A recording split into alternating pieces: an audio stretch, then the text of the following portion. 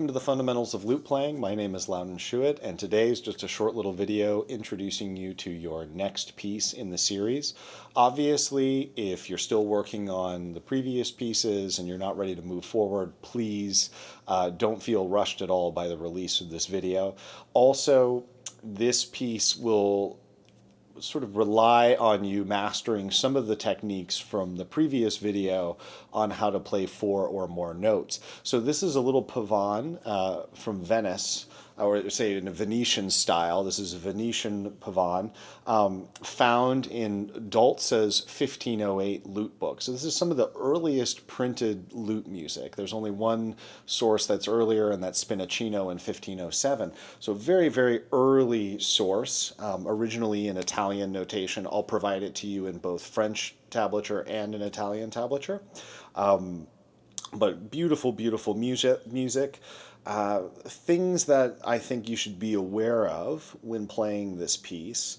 There are a number of chords that will force you, because they have more than 4 notes. You will be forced to roll them in some manner. So if you haven't spent any time working on those rolls that we talked about, or being able to play more than 4 notes, that's definitely something you'll want to review. You're going to want to decide, am I going to use my thumb going through everything, or am I going to use fingers with combination of thumb, or 3 fingers and thumb, going through and finding that. The character of the piece, I think it can sound very beautiful if you play it slowly,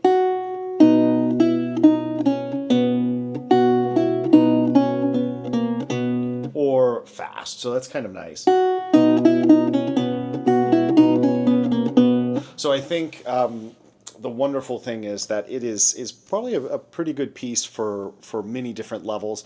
I'm not doing multiple pieces like I some do. I think this is just sort of a required piece. You all need to learn to play some of this early Dalza, and this is, I think, the easiest out of his Pavanes.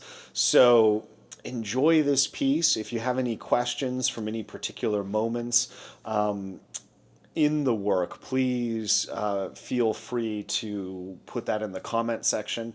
I think the only thing I'll say is there are a couple spots. There's one spot, and I think this is in measure 39, where you get a bass note followed by 3 higher notes, so broken in this manner. And in this case, instead of going thumb and then moving the thumb up like this, so going, you can feel absolutely, you're allowed, you can do this, this is a known technique. You can use fingers, just fingers, to play those 3 notes. So, like that. In fact, off the top of my head, I can think of several sources where that's indicated exactly. I believe a little bit in Dalza, but definitely in Albert de Riep, which is a little bit later.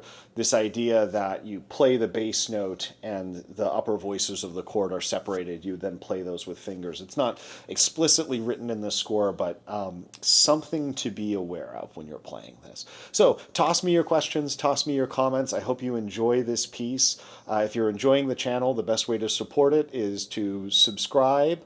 I also am putting my Patreon link in the description if you'd like to support in that way. That's always really appreciated.